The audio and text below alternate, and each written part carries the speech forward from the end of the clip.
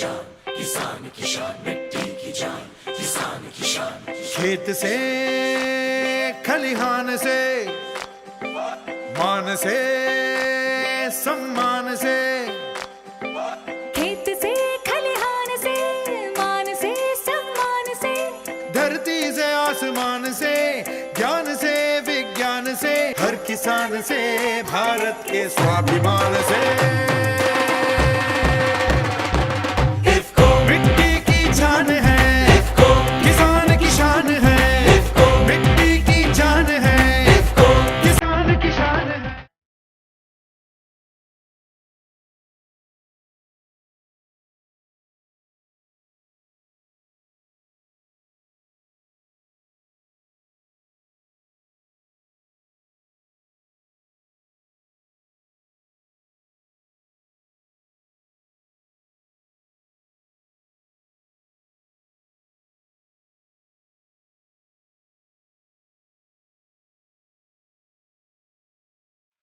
नमस्कार. इफ्को फर्टिलायझर प्रस्तुत उन्नत शेती समृद्ध शेतकरी या कार्यक्रमामध्ये आपल्या सर्वांचं स्वागत आहे. शेतकरी मित्रांनो, मागील 1.5 ते 2 वर्षापासून आपण शेतीविषयक कार्यक्रम करत आहोत.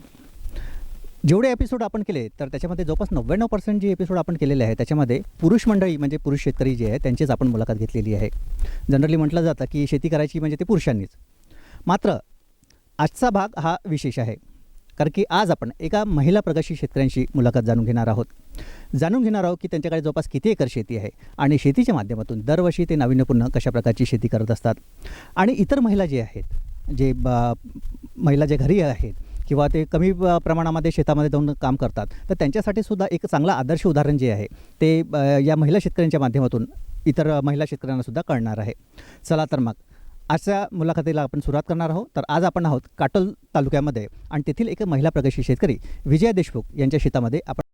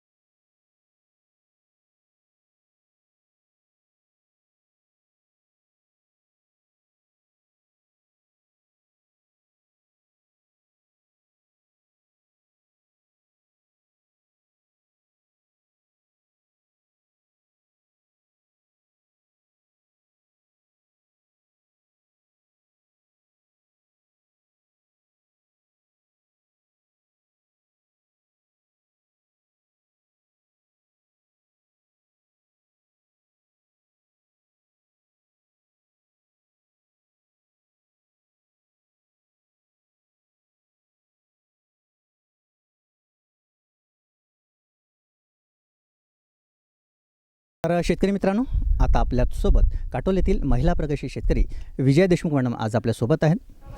शेतीच्या माध्यमातून त्यांनी कशी आर्थिक उन्नती साधलेली आहे हे आज आपण त्यांच्याकडून जाणून घेणार आहोत. तर नमस्कार विजयाजी. नमस्कार. जनरली आपण जर बघितलं आणि आम्ही पण जवळपास 1-1.5 वर्षापासून हे शेतीविषयक प्रोग्राम्स करतो आहे आणि सगळ्याच ठिकाणी मी बघितलं की पुरुष मंडळी जी आहे ती जास्त करून शेतामध्ये काम करतात किंवा शेतं सांभाळण्याचं काम ते करतात.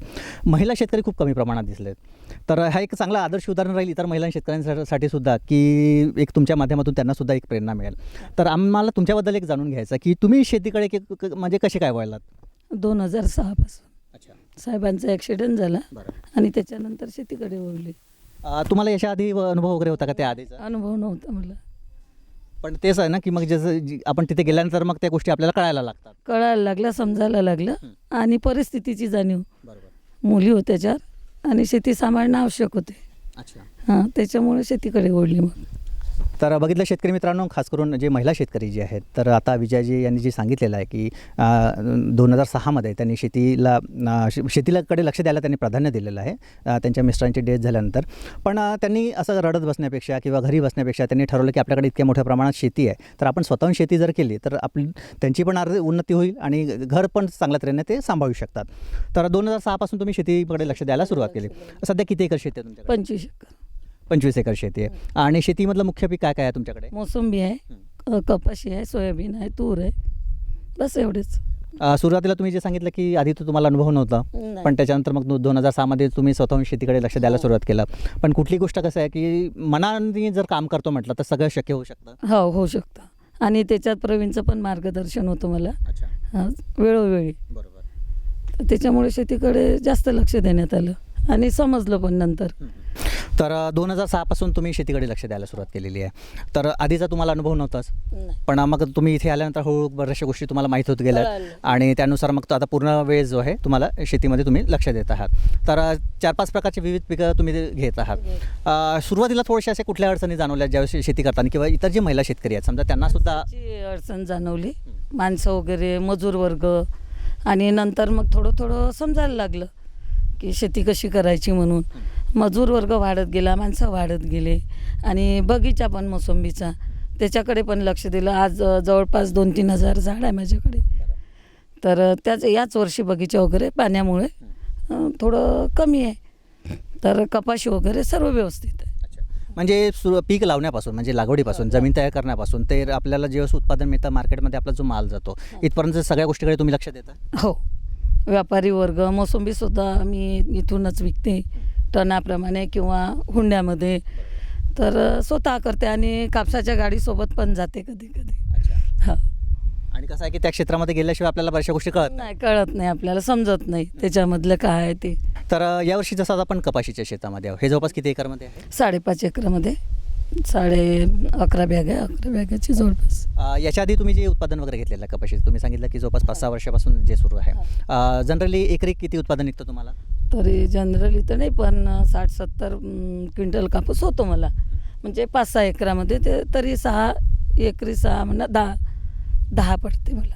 आपण आता जनरली एक बघतोय की आजकाल असं झालं की खर्च जास्त आणि उत्पन्न कमी अशी परिस्थिती निर्माण झालेली आहे. पण आपण शेती करताना या गोष्टीकडे समजा जर लक्ष दिलं की कमीत कमी खर्चामध्ये चांगली शेती आपण कशी करू शकतो, या गोष्टीकडे जर लक्ष दिलं तर शेती आपल्याला परवडू शकेल. हो, एक फवारा वगैरे करतो आपण ग्लायसिलचा आणि 2 निंदा मिळून 1 निंदन आणि खात 1-2चं जे लोक 3-4 डोस देतात ते आपण 2 डोसमध्ये उरकून टाकतो. अच्छा. हो, आणि 2 स्प्रे, याच्यानंतर काही नसते. जनरली आपण एक अजून बघितलं की यावर्षी पाऊस जरा उशिरा सुरू झालेला आहे आणि त्याच्यामुळे बऱ्याचशा शेतकऱ्यांनी जी लागवड जी आहे ती थोडंसं उशिरा सुरू केलेली आहे. आता तुमच्या पिकांना जवळपास किती महिने झाले? माझ्या पिकाला 2 महिने झाले, म्हणजे 27 जूनला पराठी पेरलेली आहे. सध्याची जी परिस्थिती आहे तर म्हणजे आतापर्यंत जी पिकांची जी वाढ झालेली आहे तर त्यानुसार तुम्हाला काय वाटतं की हमखास आपल्याला उत्पन्न मिळू शकेल? हो, मधात वाटलं मला की मजूर वगैरे नव्हता मिळत, पण आता हमखास गॅरंटी आहे. शेती करताना आपल्याला स्पेशली म्हणजे अशा कुठल्या गोष्टींकडे लक्ष द्यावं लागतं की ज्याच्यामध्ये आपल्याला चांगलं उत्पादन मिळू शकेल? आणि महिला शेतकरी जे आहेत तर महिला शेतकऱ्यांनी सुद्धा कशा प्रकारे काम करायला पाहिजे? आणि मोसंबी आणि कपाशीच्या पिकावर जास्त जोर द्यायला पाहिजे, कारण ते पांढरं सोनं म्हटलं जातं ना, तर तसं कापसाचं आहे. आणि मोसंबी पण यावर्षी पावसामुळे काही मोसंबीचं प्रमाण फारच कमी आहे, नसल्यासारखं आहे. आणि पण मिरग वगैरे आहे माझ्याकडे. म्हणजे थोड्या प्रमाणामध्ये कशा दुसऱ्या याच्यात जर नुकसान झालं तर इतर ठिकाणून आपली भरपाई होऊ शकते. कापसाची पण, मोसंबीची पण, बाकी चणा वगैरे पेरतो आपण, सोयाबीन राहते, थोडे सर्व पिकं. एकच पीक नाही लावत मी, पण सर्व लावते. तर आता हा जो जवळपास 10 ते 12 वर्षाचा हा जो पिरियड झालेला आहे आणि तुम्ही मन लावून स्वतःवर जातीने लक्ष देऊन तुम्ही शेती करत आहात, तुम्हाला वाटतं की शेती खरोखर परवडण्यालायक आहे किंवा शेती आपल्याला परवडू शकते? परवडू शकते, पण मजुरामुळे थोडं त्रास होऊन राहिला आता. नाहीतर शेतीमध्ये जर लक्ष दिलं वेळोवेळी तर शेती मागे नाही आहे. शेती करताना अजून तुम्हाला कोणाकोणाचे तुम्हाला मार्गदर्शन मिळालेलं आहे? बस प्रवीणचं मार्गदर्शन मिळालं आणि आमचे जे जुने दिवाणजी आहे त्यांचं पण. शासनाकडून म्हणा किंवा अजून कुठून मदत? शासनाची तर मी कशामध्येच मला हे नाही मिळालं, कारण शेती जास्त असल्यामुळे कशामध्येच अच्छा, तुम्ही जाऊ शकला नाही? नाही, काहीच नाही मिळू शकले आणि पण सवलती पण नाही मला कशाच्याच. आतापर्यंतचा तुमचा जो अनुभव आहे, जवळपास 10 ते 12 वर्षाचा जो अनुभव आहे, तुम्ही समाधानी आहे शेतीमध्ये? हो, समाधानी आहे आणि त्याच्याच भरोश्यावर मी करत पण आहे. 4 मुलींचे शिक्षण वगैरे, आता लग्न वगैरे शेतीच्याच भरोश्यावर. तर बघितलं शेतकरी मित्रांनो, विजयजी यांनी जे सांगितलेलं आहे की जवळपास एक 10-12 वर्षापासून ते जातीने स्वतःहून लक्ष देतात शेतीमध्ये आणि शेतीच्या भरोश्यावरती, म्हणजे त्यांनी स्वतःचीच आर्थिक उन्नती साधलेली नाही, पण चांगल्या तऱ्हेने ते घर सांभाळून राहिलेत. आज त्यांच्याकडे जवळपास 4 मुली आहेत. 4ही मुलींचं शिक्षण म्हणा, त्यांचं लग्न वगैरे म्हणा, इतर सगळ्या गोष्टी ज्या आहेत आज शेतीच्या भरोश्यावरती ते यशस्वीपणे हे सगळं काम सांभाळत आहेत. तर नक्कीच स्पेशली महिला शेतकऱ्यांसाठी विजयजी एक चांगला आदर्श आहेत की त्यांनीसुद्धा यांच्या मार्गदर्शनाखाली किंवा यांच्याकडून प्रेरणा घेऊन जर त्यांनीसुद्धा शेतीमध्ये जर लक्ष दिलं, तुमच्याकडचे जे पुरुष मंडळी आहेत त्यांच्या खांद्याला खांदा लावून जर तुम्ही जर काम केलं तर नक्कीच भविष्यामध्ये तुमची शेतीसुद्धा चांगल्या तऱ्हेने यशस्वी होऊ शकते. आणि आजकाल लोक जे म्हणतात की शेती परवडत नाही, तर शेती परवडण्यापेक्षा, तसं म्हणण्यापेक्षा जर आपण स्वतःहून जर जातीने लक्ष दिलं तर ते अजून तुम्हाला चांगल्या तऱ्हेनं फायदा होऊ शकतो आहे. तर अनुभव जो तुमचा 10-12 वर्षाचा आहे, तर तुम्हाला असं वाटतं की शेती परवडते शेती, पण लक्ष द्यावं लागते वेळोवेळी स्वतः राहून. तुमचा किती वेळ जातो शेतामध्ये? मग पूर्ण दिवसच जातो. शेवटी जाता तुम्ही आमचे जे महिला शेतकरी आहेत की त्यांना काय मार्गदर्शन किंवा त्यांना काय संदेश द्याल की शेती जर आपल्याला करायची आहे, चांगली शेती जर करायची आहे, तर पुरुष मंडळीसोबतच समजा महिलांनीसुद्धा तेवढ्याच वेळामध्ये किंवा स्वतः जातीने लक्ष, प्रत्येक काम जर स्वतः करतो जर म्हटलं, स्वतः केलं पाहिजे, स्वतः काम लक्ष दिलं पाहिजे आणि तेव्हा जर समोरचं होऊ शकते. आपण जर बाहेर फिरलो आणि जर लावलं खत वगैरे टाकायला, लोक करत नाही ना, मजूर वर्ग करत नाही तसा. तर आपल्याला स्वतः राहून स्वतः भरून पोते वगैरे द्यावं लागते. तर बघितलं शेतकरी मित्रांनो, आणि आज आपण विजयजी यांची आज मुलाखत घेतलेली आहे. आतापर्यंत आपण जे बरेचसे भाग केले त्याच्यामध्ये महिला शेतकरी नाहीच्या बरोबरचे होते, पण विजयाजी एक चांगला आदर्श आहे इतर महिला शेतकऱ्यांसाठी की यांनी जे मेहनत घेतलेली आहे की 10-12 वर्षापासून ते जातीने लक्ष देत आहेत आणि त्या माध्यमातून आज शेतीच्या माध्यमातून त्यांचा खरोखरच चांगला फायदा झालेला आहे. तर इतर महिला शेतकऱ्यांनीसुद्धा नक्कीच या गोष्टीकडे लक्ष द्यायला पाहिजे आणि यापुढे आज विजयाजी यांच्याकडून प्रेरणा घेऊन त्यांनीसुद्धा शेतीकडे लक्ष देणं खूप आवश्यक आहे. तर धन्यवाद विजयजी की आज तुम्ही आमच्याशी इतकी चांगली माहिती जी आहे तुम्ही आमच्या शेतकरी मित्रांसोबत शेअर केलेली आहे आणि स्पेशली महिलांसाठी सुद्धा ते चांगलं जास्त फायदेशीर.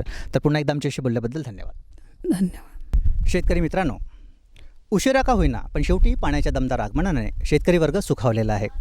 प्रत्येक शेतकरी आपापल्या परीने त्यांनी पिकांची लागवड केलेली आहे. जसा पूर्व विभाग आणि पश्चिम विभाग, तर पूर्व विभागामध्ये म्हणजे विदर्भामध्ये धानाची लागवड ही मोठ्या प्रमाणात होत असते, तर पश्चिम विदर्भामध्ये कपाशी, तूर, सोयाबीन यांची लागवड मोठ्या प्रमाणात होत असते. तर आज आपण नागपूर जिल्ह्यातील काटोल येथे आलेलो आहोत आणि काटोलचा हा जो परिसर संत्रा आणि मोसंबीसाठी जसं प्रसिद्ध आहे तसंच कपाशीसाठी सुद्धा प्रसिद्ध आहे. जवळपास 2 ते 2.5 महिने झालेत पिकांना आणि आता जवळपास पुन्हा 1-2 महिन्यानंतर उत्पादनाला सुरुवात होईल. पण जसं पिकांची जी वाढ होत असते त्यानुसार शेतकरी अजून काळजीत पडत असतो, कारण की बऱ्याचदा असं होतं की वातावरणातील बदल, कधी पाण्याची कमतरता होऊन जातं, कधी खतांची मात्रा योग्य होत नाही किंवा किडवा रोगांचा प्रादुर्भाव जर झाला तर अशा वेळेस मग काय असतं की शेतकऱ्यांना पाहिजे त्या प्रमाणामध्ये उत्पन्न मिळत नाही. तर पिकांच्या वाढीसोबत आपण पिकांची काळजी कशा प्रकारे घेतली पाहिजे, खतांची मात्रा किती द्यायला पाहिजे, पाण्याचं व्यवस्थापन कसं करायला पाहिजे हे जाणणं खूप महत्त्वाचं आहे. तर याविषयी आज आपण चर्चा करणार आहोत. आपल्यासोबत शेतीतज्ञ प्रवीणजी लोहे आज आपल्यासोबत आहेत. आज आपण त्यांच्याकडून जाणून घेऊया की शेती करताना स्पेशली आपण जी कपाशीची जी लागवड करतो तर पिकांच्या वाढीसोबत आपण खतांची मात्रा, पाण्याचं व्यवस्थापन, कीड व रोगांचं व्यवस्थापन हे कशा प्रकारे केलं जातं हे आज आपण त्यांच्याकडून जाणून घेणार आहोत. नमस्कार प्रवीणजी. नमस्कार. प्रवीणजी, आपण जर बघितलं की आता पश्चिम विदर्भामध्ये कपाशी, सोयाबीनचं लागवड मोठ्या प्रमाणात होत असते. यावर्षी जसं आपण बघितलं की पावसाचं थोडंसं उशीर आगमन झालेलं आहे, तर थोडं सुरुवातीला शेतकरी चिंतातूर होते, पण नंतर चांगला दमदार पाऊस आलेला आहे आणि आपण पश्चिम विदर्भात बोललं तर कपाशी मोठ्या प्रमाणात घेतली जाते. तर आताची जी परिस्थिती आहे म्हणजे जवळपास 2-2.5 महिने जे झालेलं आहे, तर सध्या काय परिस्थिती तुम्हाला जमत आहे? सध्या असं आहे की पाणी थोडं प्रमाणापेक्षा जास्त झालेलं आहे. त्याच्यामुळे काय झालं की कपाशीची वाढ जी आहे थोडी ती थांबल्यासारखी झालेली आहे. परंतु आता थोडंसं ऊन चांगल्या पद्धतीनं पडत आहे, त्याच्यामुळे आता याच्यानंतर जे वाढ होईल ती झपाट्याने होईल आणि खताचे डोसेस पण आता शेतकऱ्यांना टाकू शकतात. आणि छोटी पराठी कपाशी असताना त्याच्यामध्ये पहिला डोस दिला आणि नंतर आता पात्या फुलावर असताना हा दुसरा डोस, म्हणजे 2 तर कमीत कमी खताचे डोस द्यायलाच पाहिजे. त्यामध्ये तिसरा पण दिला तर अजूनच चांगलं. आणि पहिल्या डोसमध्ये जवळपास आपण DAP सोबत micronutrient ferrous, manganese, zinc, copper, molybdenum, boron, calcium, magnesium, sulphur हे पण सोबत देऊ शकतो. तसेच दुसऱ्या डोजमध्ये पण आपण दुसऱ्या खताच्या डोजमध्ये 10-26-26 सोबत त्याला मायक्रोन्यूट्रिएंट त्याच्यामध्ये पण देऊ शकतो. त्याच्यामध्ये बाकीचे कॅल्शियम, मॅग्नेशियम हे आपण सोबत दिल्या तर त्या कपाशीची वाढ पण खूप चांगल्या पद्धतीनं होईल. आणि जी कपाशीची वाढ जे कमी झालेली आहे किंवा थांबलेली आहे, कारण का पाणी अति झाल्यामुळे ती कपाशी थोडीशी बुरशीमुळे आणि याच्यामुळे थोडीशी वाढही कमी झालेली दिसते. त्यामुळे आता त्या कपाशीला आपण जर खत आणि फवारणी पण वरून दिली तर त्यासोबत लगेच त्याच्यामध्ये तो फरक दिसून येईल. आणि जर किडीचं नियंत्रण आहे ते पण त्यावेळेस करणं गरजेचं आहे. आपण आता विजयजी देशमुख यांच्या शेतामध्ये आलेलो आहे आणि तुम्ही एकंदरीत त्यांचं जे पीक बघत आहात, तर त्याविषयी तुम्ही काय सांगाल? आणि प्रॅक्टिकली आता आपल्याला शेतकऱ्यांना ते सांगायचं आहे की समजा आता जी झाडांची जी कंडिशन आहे, आपल्या पात्या आलेल्या आहेत, फुलं आलेले आहेत, तर ते डिटेलमध्ये आपण शेतकऱ्यांना जसं एक मार्गदर्शन जे करायचं आहे तर त्याविषयी सुद्धा तुम्ही थोडीशी माहिती द्या. तर सर्वप्रथम आपण एक काम करूया की आता इथे जे झाडं जे लागलेलं आहे तर एखादं झाड आपण निवडूया आणि त्याच्याबद्दल डिटेल माहिती जी आहे मग आपण तुमच्याकडून जाणून घेऊया. आता इथे जे कपाशीचं झाड बघतो आहे तर इथे या कपाशीची वाढ बऱ्यापैकी झालेली आहे. परंतु कधी काय जास्त पाणी झालं तर ते कपाशीची वाढ कधी खूप जास्त होते आणि त्यावेळेस आपण जर त्या कपाशीचे शेंडे जर खुडले तर त्याचा पण चांगला प्रभाव पाहायला मिळतो आहे. अशा पद्धतीनं जर आपण शेंडे खुडण्यात आले तर त्याचा चांगला प्रभाव, कारण का तिथून शेंडे खुडल्यानंतर त्याच्यामध्ये इथून 4 फुटवे अजून घेतात, त्याच्यामुळे कपाशीच्या पात्या बोंडा फांद्यांची संख्या वाढते आणि पाते बोंडाची पण संख्या त्या पद्धतीने वाढेल फांद्या जास्तीत जास्त वाढल्या तर. आणि त्यामध्ये आता जे किडीचं नियंत्रण कसं करायचं की पानं सुरुवातीला शेंड्यावर पानं लसलसत असल्यामुळे त्याच्यावर नक्कीच कीड येते आणि ती कीड कशी कंट्रोल करायची. आताचं जे प्रमाण बघतो आहे आपण, आता थ्रिप्सचा पण अटॅक आहे, व्हाईट फ्लाय म्हणजे पांढरी माशी, तुडतुडा, मावा, चुरडा हे प्रमाण हे सोबत एकाच वेळेस या कपाशीमध्ये दिसून येते. तर इथे जे आहे तर हे जे काठा जे लालसर येतात असे ठिपके तर त्याला थ्रिप्सचा अटॅक, फुलकिड्यांचा अटॅक म्हणतो आपण. ही जी काठं लालसर आली तर हे असं समजावं की इथे फुलकिड्यांचा अटॅक आहे. हे असे काठं लालसर येतात त्याला आपण फुलकिड्यांचा अटॅक म्हणतो. आणि या पानामागे तुडतुडे असतात छोटे आणि ह्या ज्या नसा आहेत त्या पानाच्या ज्या शिरा म्हणतो आपण त्या ते डॅमेज करतात. त्याच्यामुळे जे अन्न द्रव्य जे वाहून येतात तर त्यामध्ये या शिरा डॅमेज झाल्यामुळे ते पान कमजोर होते आणि पान मग काही दिवसांनी पिवळं पडायला लागते. तर अशा पद्धतीनं जर ते वेळच कीड कंट्रोल झाली तर त्याला चांगला परिणाम त्या झाडावर पाहायला मिळतात. मग हे असे फ्रेश पानं त्या पद्धतीनं पाहायला मिळतात. पांढरा माशीचा अटॅक पण इथे दिसतो आहे. आणि त्याच पद्धतीनं हे जे नवीन नवती निघत आहे तर त्याच्यावर पण किडीचा तेवढाच प्रादुर्भाव दिसून येतो आहे. आणि पात्याबोंड इथे बऱ्यापैकी आहे आणि पात्या पण चांगल्या पद्धतीने इथे लागलेल्या आहेत. आणि अशा पद्धतीनं जर आपण म्हणजे यात फुलकिड्यांसाठी जर आपण प्रयत्न करतो आहे तर फुलकिड्या कंट्रोल करायसाठी आपल्याला लॅम्बडा सायलोथ्रिन 5% किंवा फेप्रोनिल 5% याचा पण वापर करता येते. किंवा सोबत इमिडाक्लोप्रिड 70% याच्यामध्ये चुरडा, तुडतुडा, मावा हा चांगल्या पद्धतीनं कव्हर होतो. आणि पांढऱ्या माशीसाठी ॲसिटॅमाप्राइड 20% याचा पण चांगला परिणाम इथे पाहायला मिळतो. त्याचप्रमाणे सध्या या कपाशीच्या झाडावर अळीचा कुठेही प्रादुर्भाव दिसून येत नाही आहे. परंतु कधीकधी या दरम्यान पाती गळ होत असते. ती पाती गळ कधीकधी त्या पातीची गळ जी आहे ते कधीकधी अळीमुळे होते, त्याला पाती फाक म्हणतो. आणि किंवा एक गळ जी होते ती प्लॅनोफिक्सनं पण थांबणारी ती गळ असते. कारण का त्याला टेम्परेचर जेव्हा कमी जास्त तापमान जेव्हा कमी जास्त होत असते त्यावेळेस जी गळ होते ती प्लॅनोफिक्स म्हणजेच पाती गळी रोखण्यासाठी नॅफ्थॅलिक ॲसिटिक ॲसिड याचा वापर आपण करू शकतो. त्याच पद्धतीनं इथे मायक्रोन्यूट्रिएंट डेफिशियन्सीमुळेही कधीकधी झाड कमजोर दिसते. तिथे फेरस, मॅग्नीक, झिंक, कॉपर, मॉलिब्डेनम, बोरॉन याचं कॉम्बिनेशन मिळून जर आपण फवारणी केली तर त्या झाडामध्ये पात्यांची संख्या जास्त दिसेल आणि फळ बोंड्या या पण प्रमाणात वाढ झालेली दिसेल. त्याच पद्धतीनं इथे उत्पन्न जास्तीत जास्त घेण्यासाठी जर अशा आपण फवारण्या 3 ते 4 फवारण्या केल्या तर याच्यामध्ये आपल्याला चांगला परिणाम पाहायला मिळेल. आणि जी वाढ थांबलेली आहे, कधीकधी पाणी जास्त झालं की तिथे ती झाडाची वाढ थांबलेली असते आणि मग ते तिथे काही बरेच दिवस काही भागामध्ये जो उतार भाग असतो तिथे पाणी थांबलेलं असते आणि ते पाणी थांबल्यानंतर त्या पिकाची वाढ खुंटलेली असते. त्याच्यासाठी आपण त्याला जर कॅल्शियम नायट्रेट, ह्युमिक, मेटल ॲक्झिल याचं जर ड्रेंचिंग केलं तर त्या झाडाची पण वाढ आपल्याला चांगल्या पद्धतीनं झालेली दिसेल. अशा पद्धतीनं आपण त्या कपाशीचं नियोजन हे चांगल्या पद्धतीनं करू शकतो. आणि उत्पन्न वाढीसाठी सुद्धा म्हणजे एकरी 15-15 क्विंटल, 20-20 क्विंटलपर्यंत आपण कपाशीचं उत्पन्न चांगल्या पद्धतीनं घेऊ शकतो. आणि प्रत्येक शेतकऱ्यांनी विचार केला तर नैसर्गिक आपत्ती तर हे चालूच राहणार, परंतु त्यावर मात करण्यासाठी आपलं नियोजन जर वेळेवर असलं, कारण का इथे आता फुलकिड्यांचा अटॅक आहे, परंतु आपण जर त्यावेळेस जर ते मारलं नाही तर ते नुकसान झाल्यानंतरही आपण खर्च तेवढाच करणार आहे. पण नुकसान होण्याच्या आधी जी आपण प्रक्रिया करतो त्याच्यासाठी जी आधी आपण तयारी करतो तर ती तयारी खूप महत्त्वाची असते. कारण नुकसान झाल्यानंतर जो फायदा होणार आहे तो तेवढ्या प्रमाणात होत नाही, परंतु तुम्ही नुकसान व्हायच्या आधी जर केलेली प्रक्रिया ही खूप फायदेशीर ठरते. त्यामुळे जर वेळोवेळी या शेतीचं आपण नियोजन केलं तर नक्कीच त्याच्यामध्ये आमूलाग्र बदल आपल्याला पाहायला मिळेल. त्याच पद्धतीनं कपाशीमध्ये जे उत्पन्न वाढीसाठी जे तंत्रज्ञान आहे तर ह्या सगळ्या गोष्टीचा जर आपण योग्य रीतीने योग्य पद्धतीने वापर केला तर नक्कीच आपल्या उत्पन्नामध्ये म्हणजे 5-5, 10-10 क्विंटल हे जास्त उत्पन्न आपण घेऊ शकतो. जमीन तशीच असते, कपाशीचं पीक तसंच असते, परंतु तिथे एका धुऱ्याच्या बाजूला 5 क्विंटल उत्पन्न घेतलेलं असते तेवढ्याच जागेमध्ये आणि धुऱ्याच्या दुसऱ्या बाजूला 15-15 क्विंटल उत्पन्न घेतलेलं आहे. हा जो फरक आहे हा त्यांच्या नियोजन पद्धतीमुळे जो बदल केलेला आहे ते जर नियोजन आपलं चांगल्या पद्धतीनं असलं आणि योग्य वेळी जर योग्य गोष्टी फवारणी केल्या, खतं व्यवस्थित दिली तर नक्कीच यामध्ये तुम्हाला नक्कीच फायदा पाहायला मिळतील.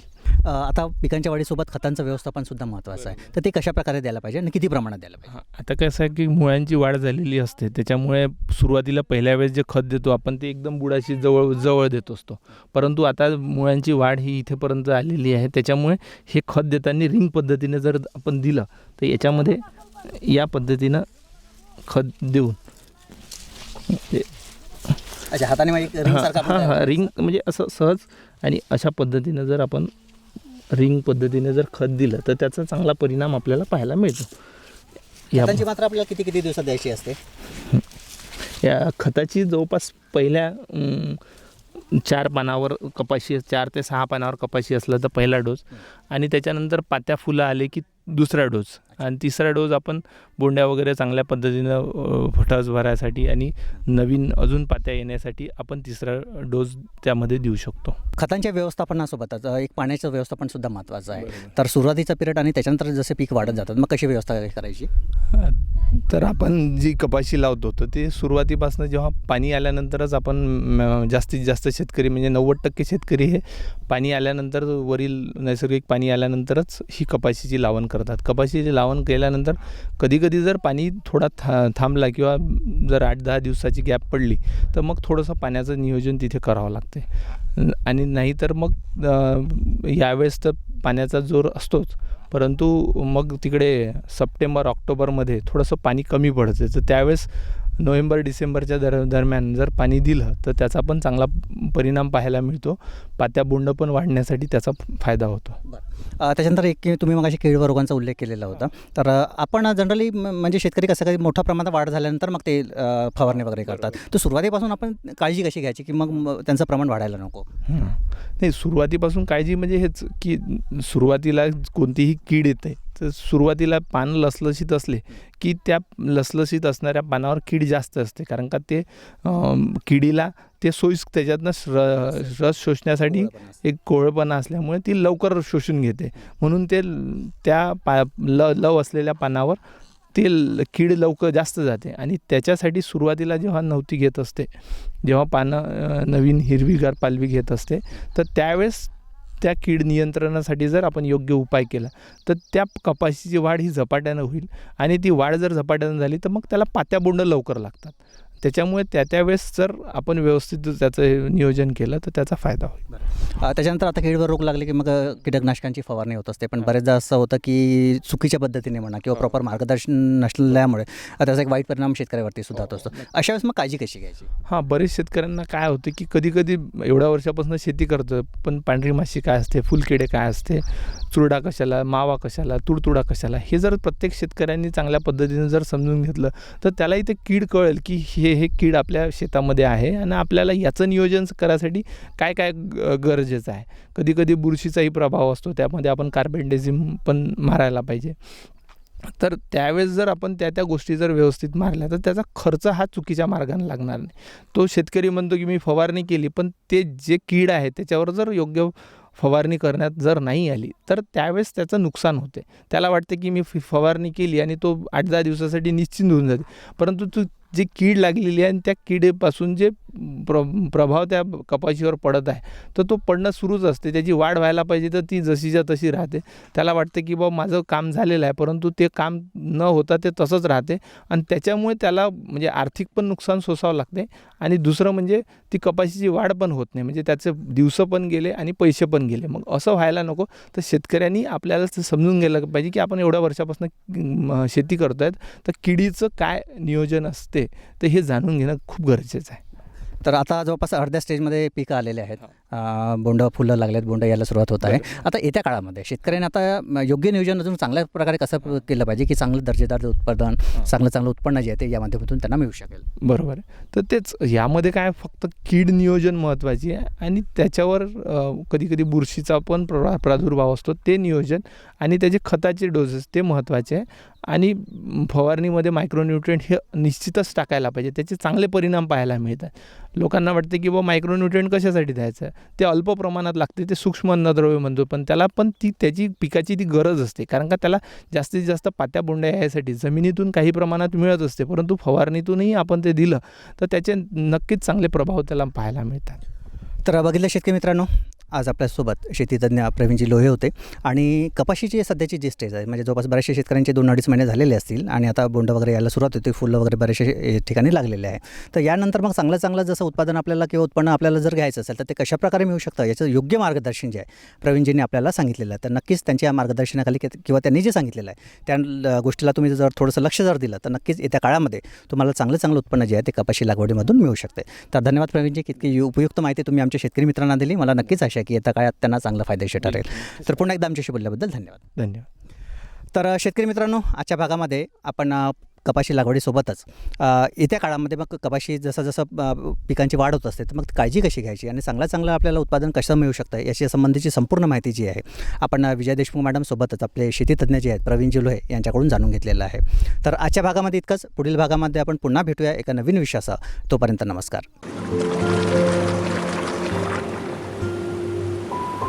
सागरिका, महासागराच्या अथांग निळ्या पाण्यात जोपासलेल्या जोमदार वाढ आणि दमदार उत्पादन गुणांनी युक्त लाल निळ्या समुद्री शेवाळ्याचा जादुई अर्क इफ्को घेऊन आली आहे द्रव आणि दाणेदार रूपात सर्व पिकांची जोमदार वाढ, ताण आणि रोग प्रतिबंध आणि उत्पादन वाढी करता प्रभावी मातीतून आणि फवारणीद्वारे देण्यायोग्य सागरिका.